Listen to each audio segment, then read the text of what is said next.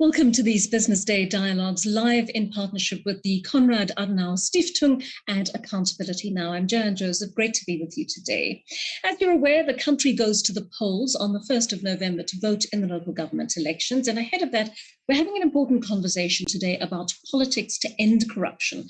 And we're asking what role citizens and business can do to play their part. Now, corruption can quite literally kill, impacting on the government's ability to provide services to its people. We're about to look at several possibilities in the arsenal of political parties, civil society, business, government, and you, the citizen, that may make a difference. We're about to launch into that conversation in just a short while. I want to introduce our sponsor first of all, Christian Endres, representing CAS this morning for us. He is the project manager in Cape Town. Christian, over to you. Good morning, esteemed panel, Joanne, and of course our audience. Thank you so much for joining us on this beautiful spring morning for a quite serious topic, a very topical, important subject that we need to speak about. Quickly on the Konrad Adenauer Stiftung, we're a German political foundation that promotes democracy globally, working in over 100 countries. We have a very particular view of what democracy stands for. Multi-party democracy, which is substantive, the rule of law, and the social market economy. We host a lot of events that are similar to this one. If you find the conversation interesting and enlivening, please visit our website at www.kas, that's Kilo Alpha Sierra, .de/South Africa. Our topic today is corruption in South Africa, just 2 weeks before the local government election. We hear about corruption a lot in South Africa, but I think the word corruption is misplaced. We should use the expression theft, and not theft from the rich, but theft from the poor. Every time healthcare providers and tenders are stolen, every time education funds are diverted, every time SASSA funds don't go to their intended recipients, that is theft. And this is the scourge that we are dealing with in South Africa and that I'm sure our panelists are going to engage with. But I'd like to remind everyone that as dismal as everything has been coming out of the Zondo Commission over the last year, that we are not powerless. As we mentioned, the local government election is coming up, and while it is mostly about local issues, it nevertheless serves as a bellwether for politics in our country.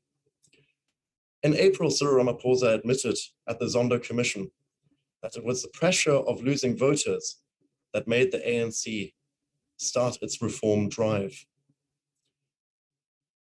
The logic, therefore, is if we want to put the pressure on the president to maintain his reform drive of the ANC, to drive out the crooks, to replace them with people of integrity, and return government to people who actually care for the wider population, then we need to choose parties that allow the president to expand the pressure on his political opponents inside the ANC.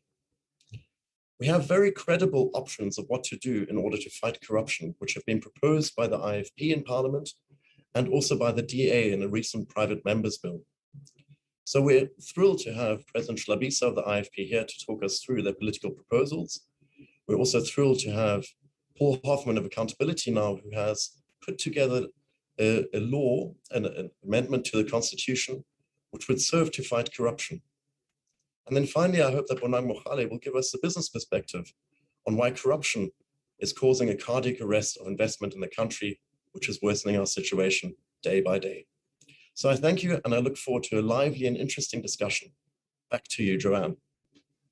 Christian, thank you so much for that. And thank you for introducing our panel as well. We're looking forward to speaking to all of them, and I'm hoping they're going to be able to tell us what business and citizens can do to ensure our fundamental and constitutional rights are not violated through corruption. So as always, we're taking questions on the live chat.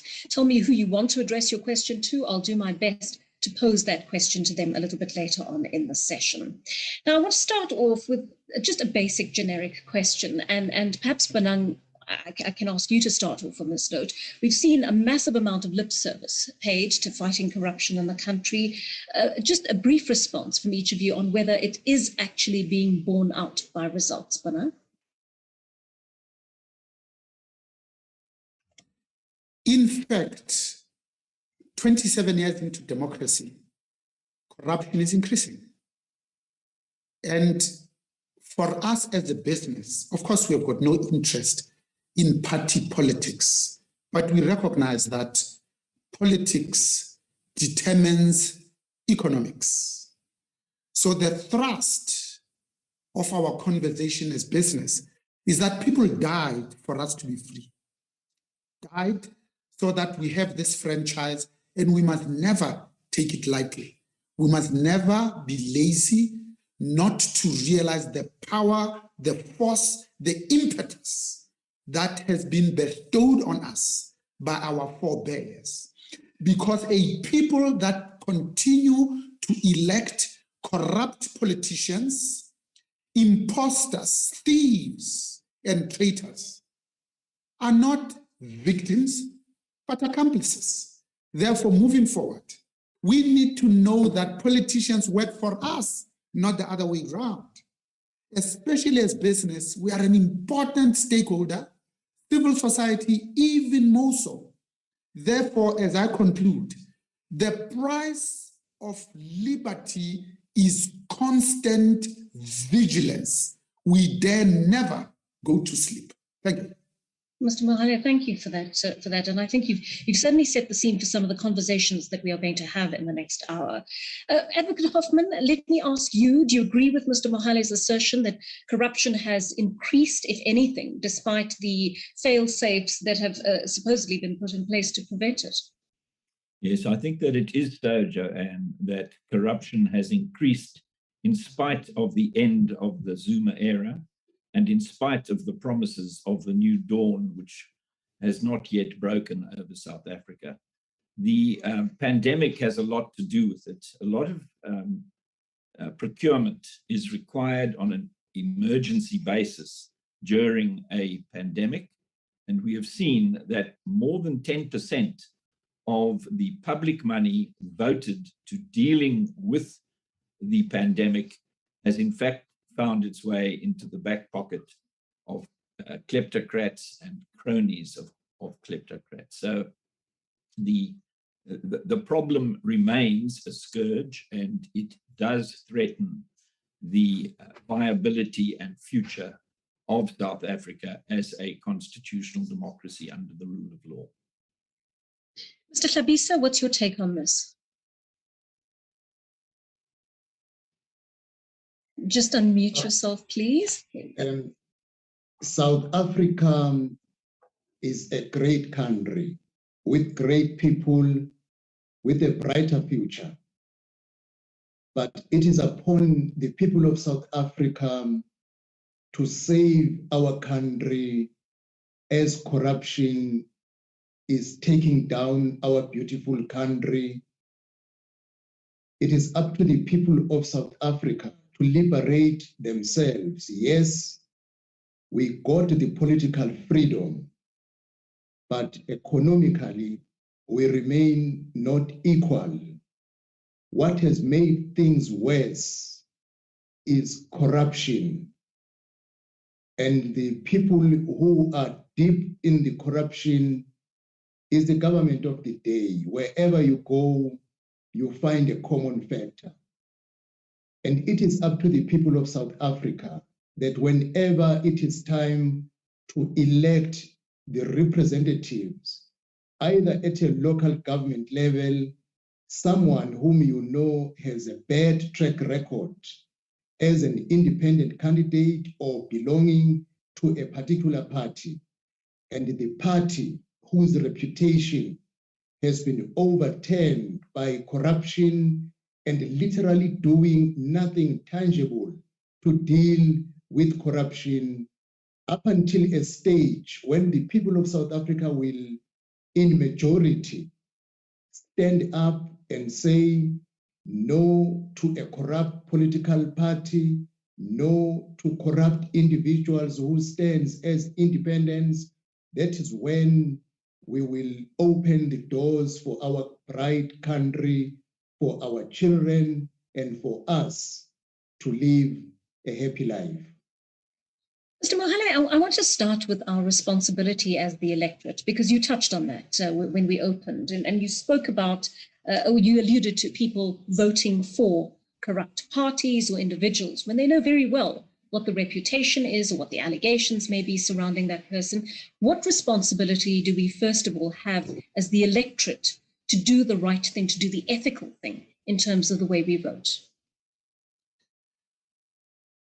You see, we need to move beyond thinking and talking about how we elect our leaders and put it in practice, because you can't act and thereafter blame other people for the consequences of the actions that we've just taken. I'm reminded of the Nobel Prize winner, Professor Akinwande, when he observed that only in Africa, will thieves be regrouping to loot again. And the youths whose future is being stolen will be celebrating it. Let me put it differently. If you have stolen money that doesn't belong to you in China, they simply put you against the wall and blow your brains off. In Japan, you resign because of the honor system. In the US of A, they look you in the eye and say, you have to resign. In Europe, they'll take you through a legal system. In Africa, once you have looted and you are rich, actually, that's when you stand up for office. So I think that time is now ripe to learn from the rest of the continent, not just the rest of the world, that number one, even the Uhuru presidents that have been in power for 40 years are not good for Africans. Number two, that even the good guys left on their own eventually become the bad guys. Lastly, that we need a vibrant opposition to keep the good guys in check. Because when you look at the arrogance, the impunity of appointing people that are not qualified, when cadre deployment is ubiquitous, when you see how we have gone back instead of moving forward in space and in time, lastly, you see, we were lucky because the National Party government and the horrendous apartheid system at least left us some infrastructure. What the electorate was expecting is just maintain it, not even improve upon it, not build new hospitals, new schools, new railway, just maintain it scientifically and in terms of management. We talk about planned and preventative maintenance. We didn't even do that. We stole not only the copper cables on the top of these trains, the rail tracks at the bottom, but we started stealing the entire station, one brick at a time. I live next to Rodiport here, where there used to be a vibrant, functioning, effective, and efficient station. Today, you look at it, there is nothing. Over to you. Sure. I think you've painted a very realistic picture of what is going on in our country, Mr. Mohale. But Advocate Hoffman, I want to look at the existing institutions to fight corruption in this country. We've got the Hawks, we've got the National Prosecuting Authority, we've got the Special Investigating Unit, the ID, more recently the Zondo Commission even. Why aren't we seeing results, or are we just impatient? No, I think that the problems in the criminal justice administration are of a deep-seated structural nature. You know, this issue about proper anti-corruption machinery of state has been litigated all the way to the Constitutional Court time and again.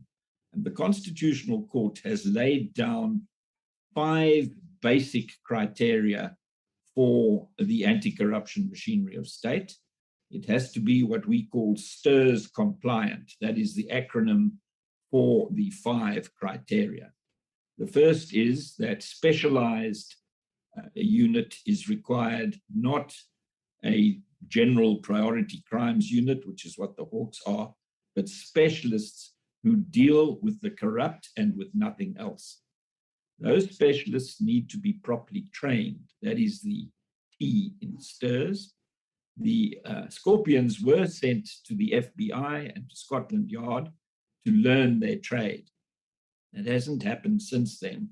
Many of the staff in the Hawks are just normal station detectives who've been transferred to the Hawks without any additional training. The I in STIRS stands for independence, and independence is the critical aspect. The current government is not prepared to countenance independence. It seeks hegemonic control of all levers of power in society, and independence is inconsistent with that, because the independence would enable the anti-corruption machinery of state to work without fear, favor, or prejudice. The R stands for resourcing, and we're continuously hearing that the Hawks and the NPA are not properly resourced, that their budgets are being cut, and that they do not even have artificial intelligence available to them for their investigations and their work. The last S in STIRS stands for secure tenure of office. And secure tenure of office is what the Scorpions didn't have. The Scorpions were created by an ordinary statute, and they were closed down by an ordinary statute, and only a 50% plus one vote was required to do so. So your question, what's wrong? The Hawks are not STIRS compliant in any respect. The NPA, including the investigating directorate of the NPA, is not properly resourced and doesn't actually enjoy sufficient independence to do its job properly, which is why big fish are never charged with serious crimes. And the SIU, which does good work, has no mandate at all to investigate the criminal side. Their job is simply to get back misappropriated funds, but they have no criminal capacity. And we saw that they investigated Bosasa in 2008, and more than 10 years went by before anybody at Bosasa saw the inside of a courtroom as a result of Bosasa's corruption with the Department of Correctional Services. So the short answer to your problem is that we do not have anti-corruption machinery of state in South Africa that complies with what the courts have laid down for our anti-corruption machinery in binding fashion. So, Mr. Hlabisa, how exactly do we secure reform within legislation, but also in the implementation of that legislation?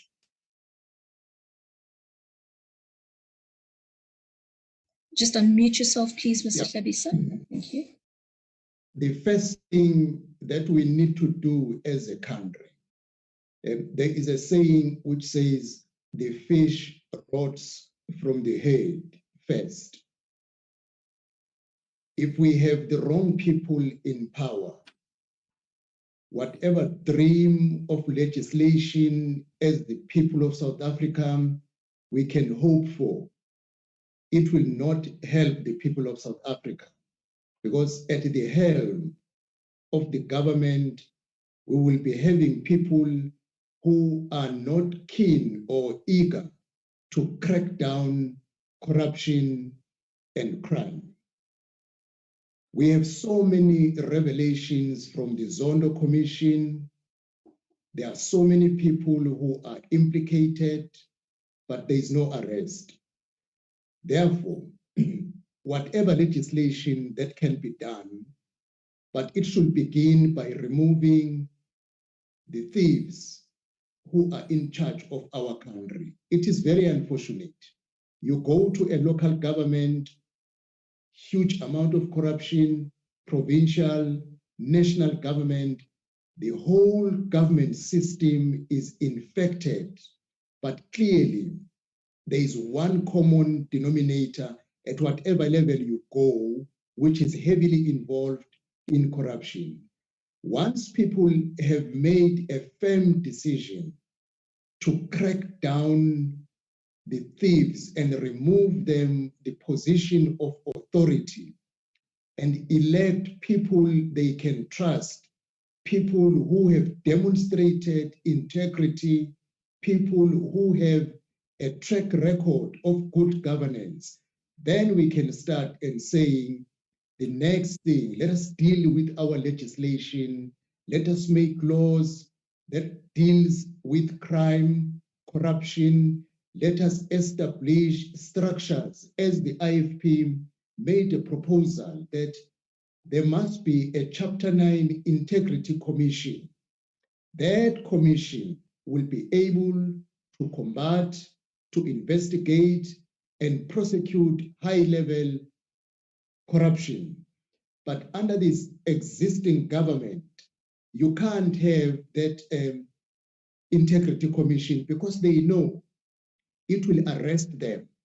The best way, don't get it established.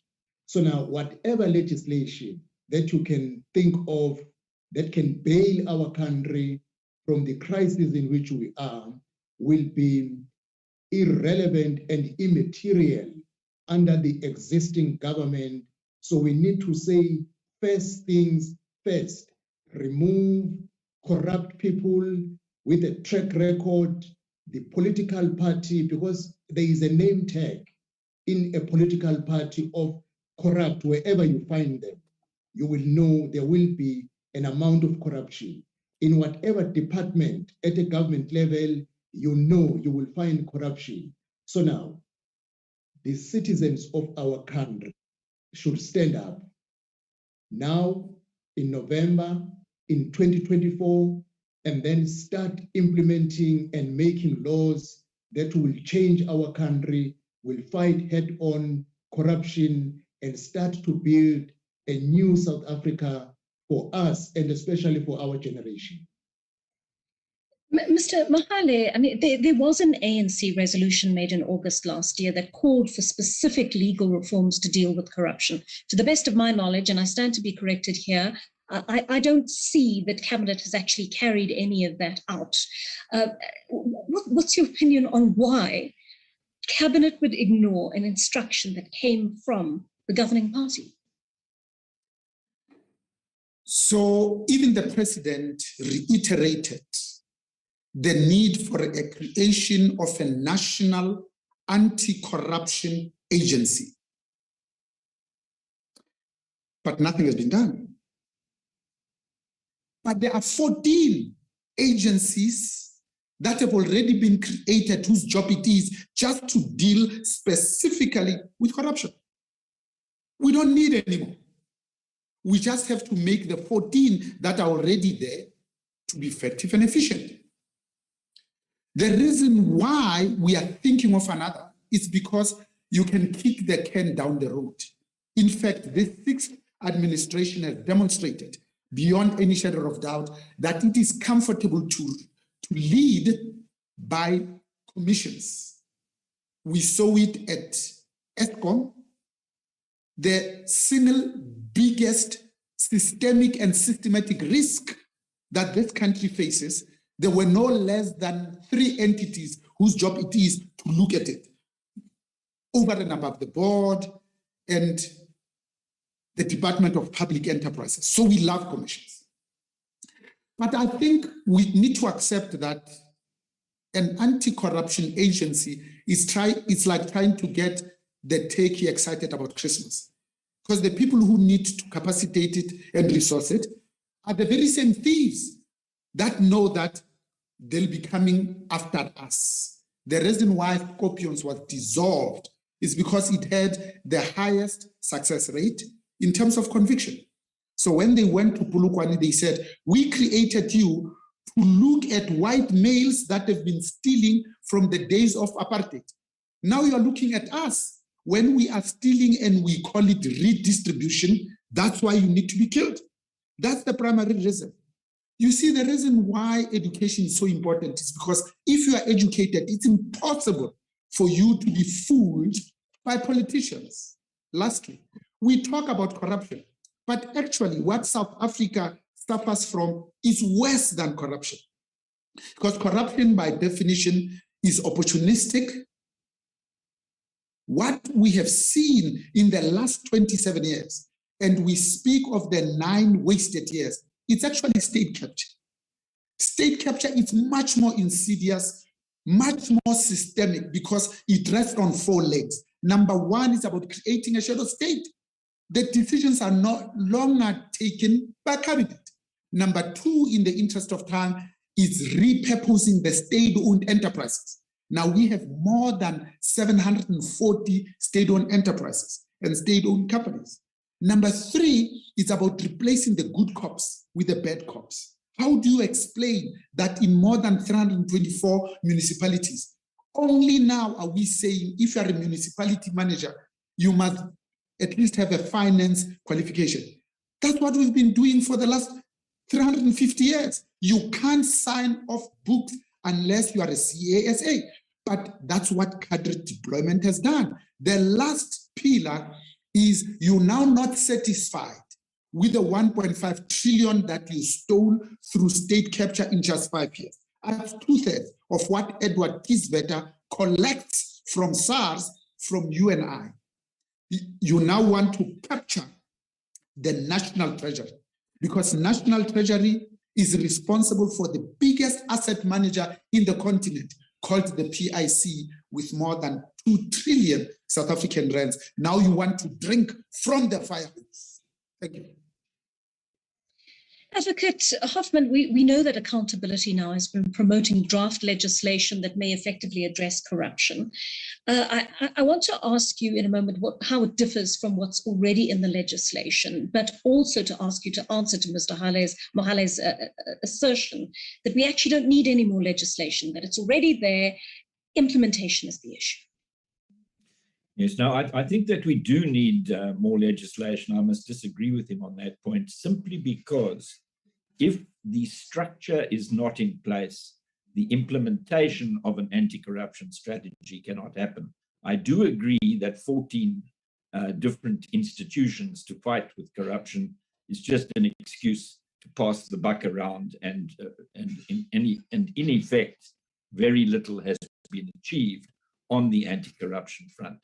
The point that I make for consideration of voters is that the highest court in the land has set out in binding terms that the STIRS criteria, as I have called them, should be manifest in the anti-corruption machinery of state, and is not. The state is in breach of the orders that have been given and the decisions that have been taken by the highest court in the land.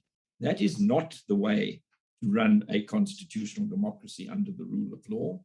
The difficulty is, and that is why the Scorpions could be closed down, the difficulty is that security of tenure of office is not enjoyed by any anti-corruption entity in South Africa at present.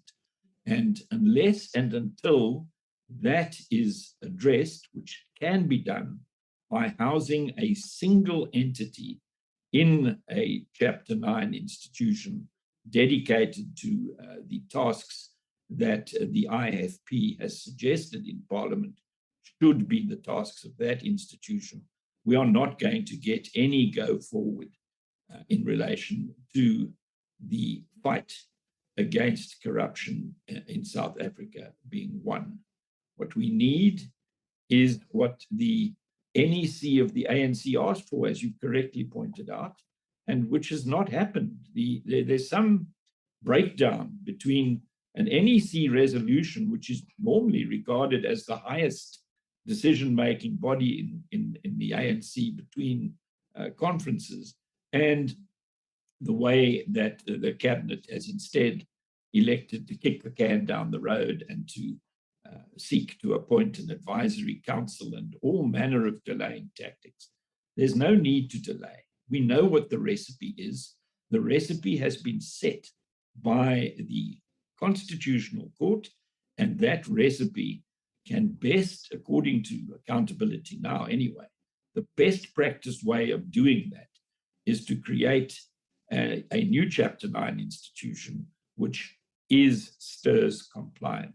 Until that is done, we're on a hiding to nothing in relation to corruption, and I would urge all voters to be very sure that the party that they vote for in the upcoming election in November and again in 2024 is a party that is committed to complying with what the Constitutional Court has laid down in terms that are in fact binding on government. Let me stay with this draft legislation that you've put forward, Advocate Hoffman, and Mr. Hlabisa, let me bring you in here and ask you whether this legislation has actually drawn the attention of parliamentarians who serve on the Constitutional Reform Committee of the National Assembly, and whether the IFP is supporting it. Nothing much has happened in the National Assembly for an obvious reason. The ANC or the ruling party is not committed to actually do exactly that will uproot corruption, apprehend people who are involved. They will always play delaying tactics up until the end of the term. And when the end of the term comes, they will go to the electorate and say, we are apologizing, as they are saying now, we did not do well, give us more time, we are self-correcting. They will go back and do the same and delay the critical things. The IFP is of the view that as we made that proposal, the commission should have been the process should have been instituted. We cannot hide under the COVID-19 inconveniences because portfolios are meeting, decisions are taken, but the hard decisions that can save our country are deliberately avoided for an obvious reason, because the ruling party knows who is going to be the victim at the end of the day, so they can't push those items which will eventually deal with them. That is why, therefore, it boils down to the electorate, the people who will save our country for whatever good suggestion, for whatever binding decision made by the Constitutional Court. They will just make delaying tactics not to comply with the decision of the court. They know in no time, 5 years come to an end, they will not be qualifying of did you carry the decision of the court or not. People will be re-elected with a crime record, with a corruption record. We are having people who are serving in parliament with a criminal record, with a corruption case record. Unless you are precise, a person implicated on corruption with clear evidence, there is no need for step aside. A person should step down, stop getting the salary from the taxpayers' money. You go to councillors in Mpumalanga, the mayor at the district level is going in and out in court on a corruption case, is sitting at home, but earning a full salary. This will never stop unless people remove the people who steal their money and put credible leaders who will make laws, comply to decisions of the court, and make our country a constitutional country. Mr. Hlabisa, of course, you're quite right, but I think, Mr. Mohale, let me bring you in here. We're talking about an electorate that sometimes votes very emotionally. Many of them have a connection to the ANC that emanates from the liberation struggle. We've got many people voting along the lines of identity politics in this country.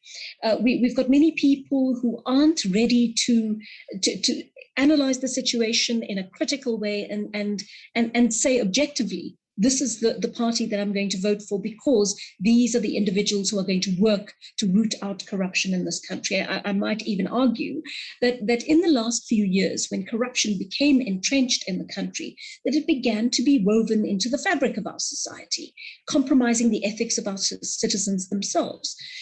how do we make what actually sounds very easy, Mr. Mohale, but is a radical shift in terms of loyalty to the current political entities on our landscape? Joanne, you're absolutely correct. At a high level in principle, I actually agree with Paul that if the intent is to have another Chapter 9 institution with the full authority to capacitate it and to give it teeth, of course it works. But remember here, we are dealing with only an entity that is not only recalcitrant, but it is absolutely arrogant about the rule of law. It was General George Patton who said, great wars are won by good execution, not great plans. Good execution will save even a mediocre plan. How do you explain that it was Chief Justice Mogoeng early on in his career who found a sitting president to have failed his job description as contained in Chapter 195 of our Constitution? And that ruling was damning, it was passionate, it was eloquently delivered to say, you, Mr. President, has failed to uphold, respect, and protect the Constitution.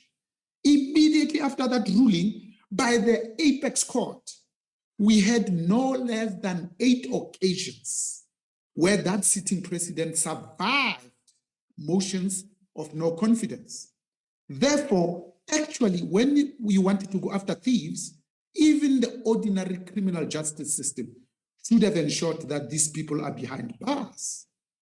Not even the Foreign Corrupt Practices Act or the legislation that is designed to ensure that there's no bribery, stealing, or cheating, or any of the 14 anti-corruption legislation, or even the compliance myriads of policies that we have on ethics, on gifts and hospitality.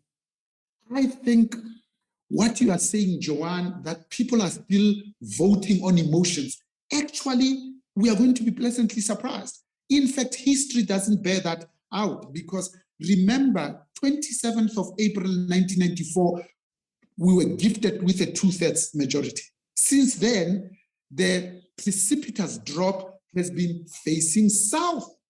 The last municipal election, the ANC hung by the tip of their fingernails. The demographics are actually quite telling.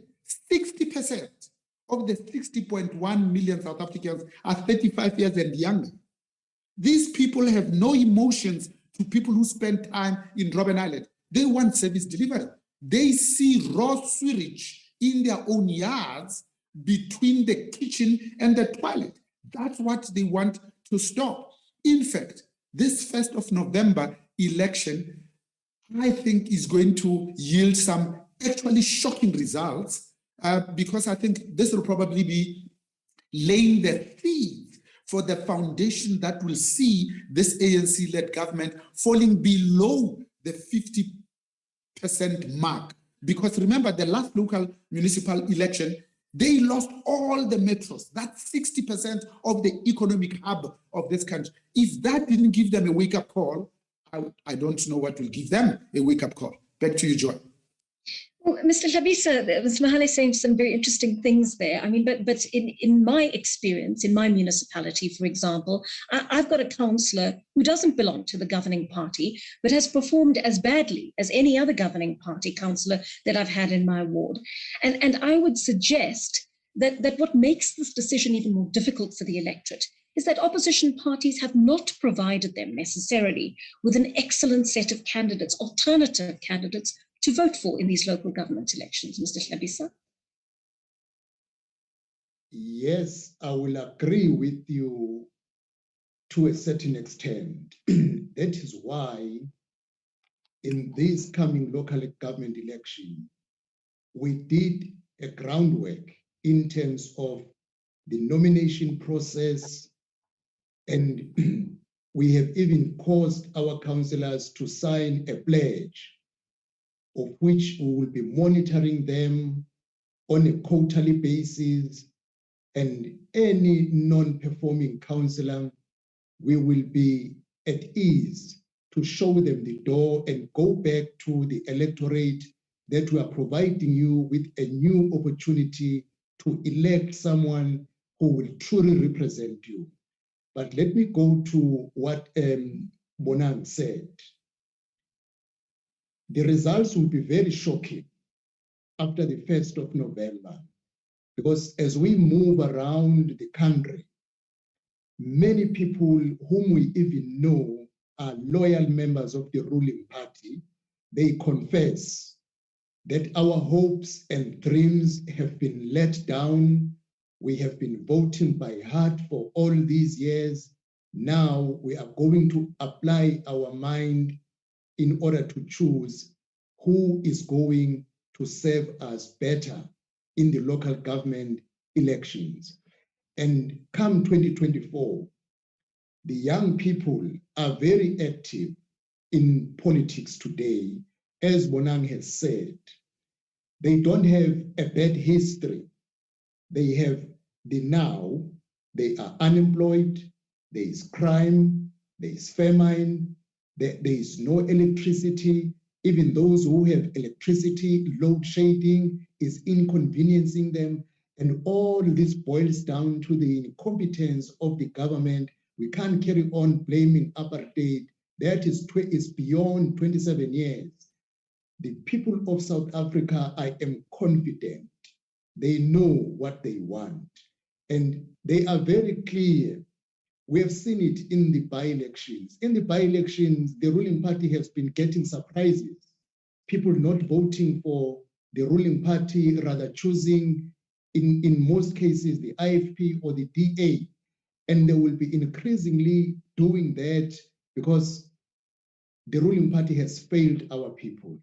And the opposition parties, we have a responsibility, and all other people of South Africa, NGOs, and every entity with the good interest of seeing progress of our people, to enlighten our people, to educate our people that the right to vote must be used for your benefit, not for the party, because at the end of the day, you remain not working, with no water, with no basic services in your community. There is a question Christiana raised, that what should be done for the ANC at a cabinet level to implement the NEC decision? Well, the ANC in the National Assembly, because they know this decision, if it is implemented, it will catch up with them at the end of the day. It is upon the opposition parties in parliament to agree on a common cause, that let us push the ANC in the National Assembly to implement this decision. We know we'll be pushing people who will never want to do it at the end of the day, but putting pressure, making the public awareness to be at the highest level, so that come 2024, people will say, you even failed to implement the mandate that was given to you by your masters, by your political party. You really don't deserve to go back in to be in charge of our country. We must elect somebody new. Of course, in 2024, the coalition is likely to take over in South Africa. The ANC is going down, and this cannot be avoided. And it will be demonstrated again in November, as it was shown in 2016. And they became complacent. They didn't receive a message. The amount of corruption, the amount of stealing has deprived our people. Lastly, if you look at the looting spree in July in KwaZulu-Natal and Gauteng, we should be seeing that we are sitting on a time-ticking bomb. And our people have the ability to turn things down. If they could stand up at that magnitude to loot and steal and destroy the economy, what should stop them to stand up in the same magnitude and use their right to vote to remove the party that has destroyed their dreams and is destroying their country? There is nothing stopping our people. Only we need to enlighten them and constantly provide education. Let us not vote by heart, but let us apply our minds. It's about our country. Let's take some questions now from our audience that has been watching this and engaging us very well, actually, on the conversation that we've been having. And I want to start with a question for you, Advocate Hoffman. Harry says, the state is constantly in contempt of court on a range of different judgments against them. That, however, doesn't change anything. How do we change that? Yes, well, you can ask that question to Jacob Zuma, because when he was in contempt of court, he was sent to jail. Now, you can't put a government in jail, but you can start contempt proceedings against a government that remains recalcitrant in the face of a situation in which the order and the decision of the highest court in the land is not being properly implemented. We see this not so much as a legal problem as a political problem. The problem in South Africa is that we have not yet generated the political will to deal with the scourge of corruption, and in particular, state capture, kleptocracy, and the levels of cronyism and theft of public money that have marked the last several years of South Africa's slide towards failure as a state.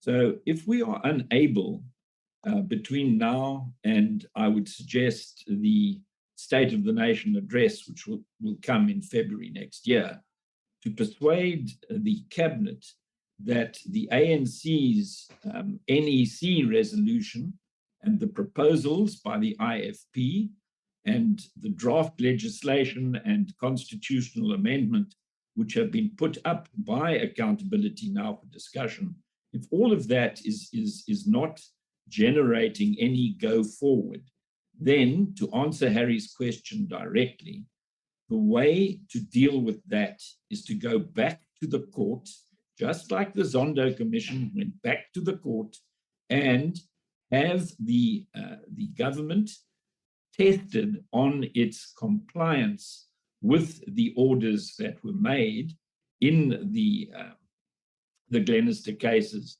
which set out what your anti-corruption machinery of state should be like, and which has not happened at all in South Africa because there was no political will to do so in the Zuma administration for obvious reasons, and that, as President Schlabisa has suggested in his input to this webinar, is simply continuing in spite of the NEC's resolution of August 2020.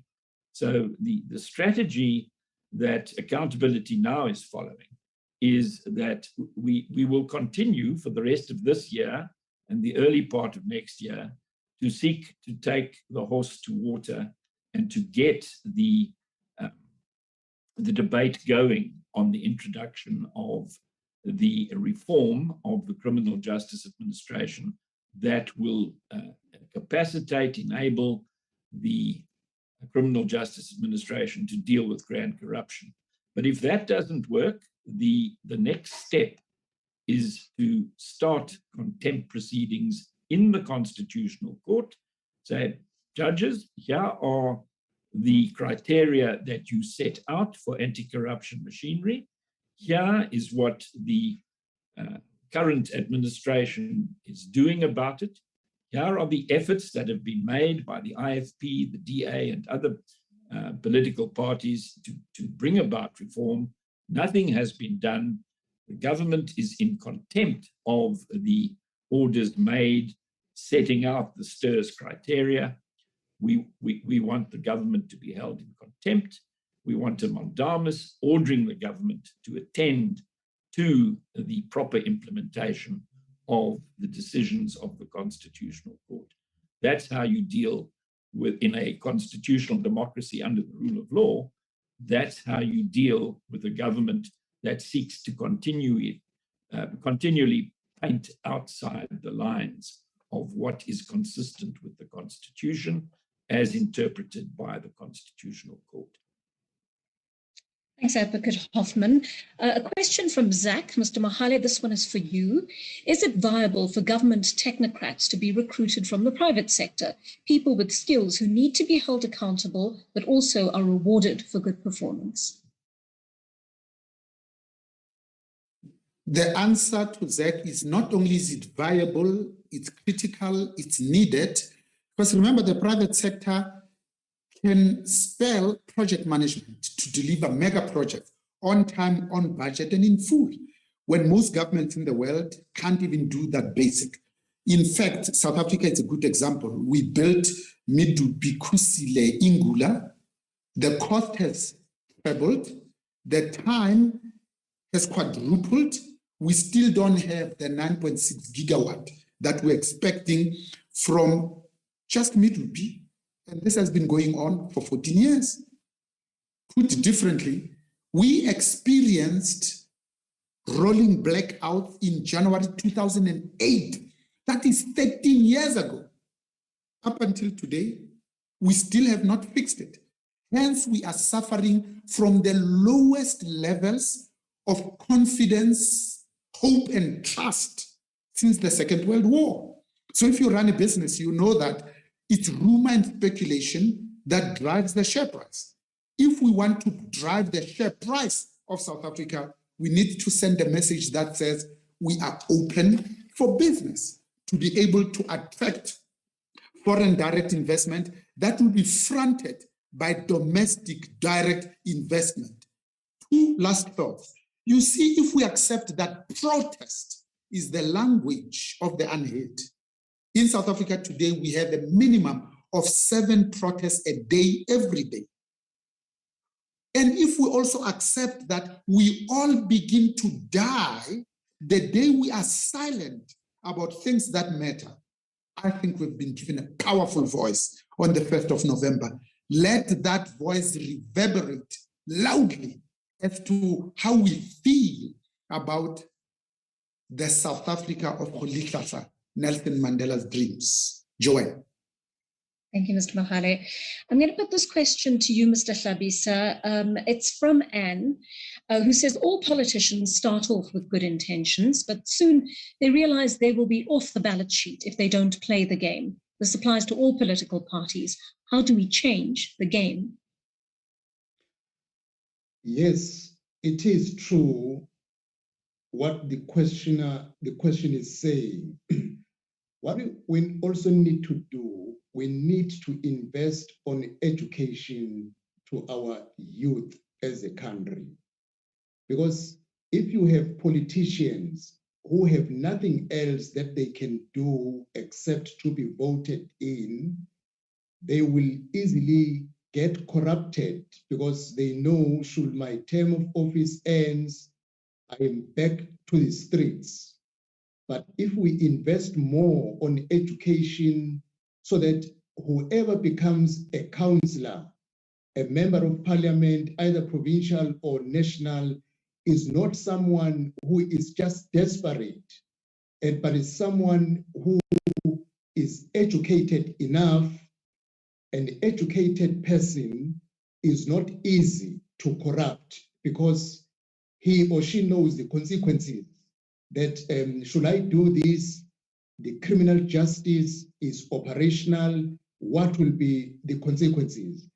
Our priorities as a country, as we build for the next generation, because there is little we can do in educating the current members in spheres of government, but building for the future, we need to invest on education to build for the future, so that the people who will be public representatives will be people who are not desperate, but people who knows I can go to somewhere else and I bring my experience, and that will also bring efficiency to councils and in parliament, because in most cases, Some of these people, you see them sitting on the social media while the session is on, because they are really not even understanding what is happening. They are waiting for a voting time where they will say yes or no without understanding the implication,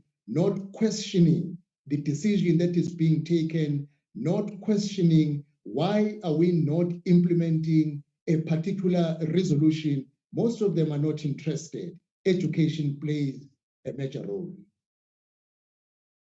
Thank you, Mr. Hlabisa.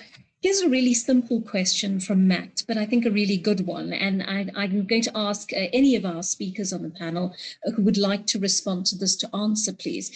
He says, can any of the presenters quote an example of a country which has successfully eliminated corruption and insurrection and moved to a successful economic and political model? Do we have examples that we can draw from easily? Yes, Singapore, Hong Kong.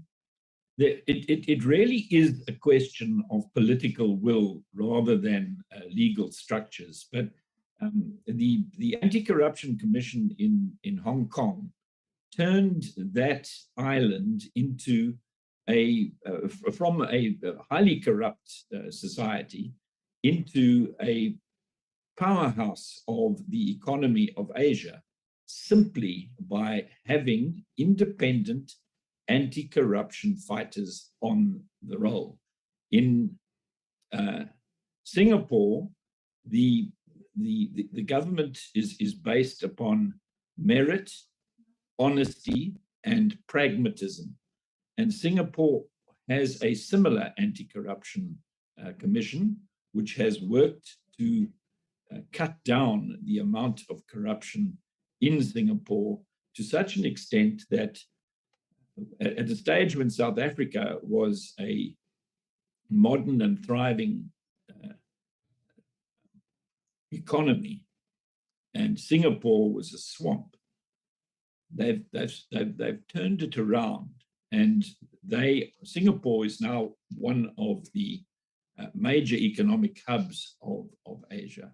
So I think those two examples are certainly examples. I think if you even look at the history of Germany and Japan, Germany from the scourge of Hitler to the constitutional democracy that you see today, Japan from the ruins of World War II to the economic powerhouse that it is today, that you cannot achieve while the corruption drain is pulling resources of a country in the wrong direction. So I think that it is possible to deal with corruption. It does require the political will, and the political will begins with the individual voter who makes sure that he or she does not vote for a political party that is compromised when it comes to corruption, but votes for a political party which is serious about upholding the rule of law and promoting constitutionalism in South Africa for a better life for all. But Joanna, thank you so much for that. Yes, Mr. Hlabisa, go ahead. Over and above what Mr. Hoffman has said, we do not need to have an example of another country that has done it. All that we need is a will from the South African voters to confront the problem that is affecting us. Corruption is taking our country down the drain. Our country is collapsing on a daily basis. You don't need an example. I think that is what we need to talk to our people. Let us not say, can we find an example? No, we don't need another example. We must confront corruption. When we are given an opportunity to vote out a corrupt political party, vote in people of integrity. Those people who have been voted in, they must have a political will to deal with criminals, with stealers, corrupt people, arrest them, prosecute them, send them to jail, and you send a message even to others that if you follow the same road, you will go the same as those who are in jail. That is how we will change things. We will not need any reference from other countries. South Africa can resolve this once and for all. It all relies on its people and all stakeholders to mobilize the people of South Africa, stand up and fight it now. Mr. Hlabisa, thank you so much. And that's a strong note on which to end our panel today. It's clear there are no simple answers to fighting corruption, the likes of which we've seen on a massive scale in South Africa. But I hope your discussion, or this discussion, has opened your eyes to some of the mechanisms that can be employed to set us on a path to more ethical conduct in the future, one that ensures corruption is adequately punished and eventually eradicated in our country. And central to that is going to be the vote that I hope you will cast with confidence and having thought about it critically on the 1st of November. Thank you to our panel. Thank you to you, our viewers, for joining us on these Business Day Dialogues Live in partnership with Konrad Adenauer Stiftung and Accountability Now. From me, Joanne Joseph, take care. Bye-bye.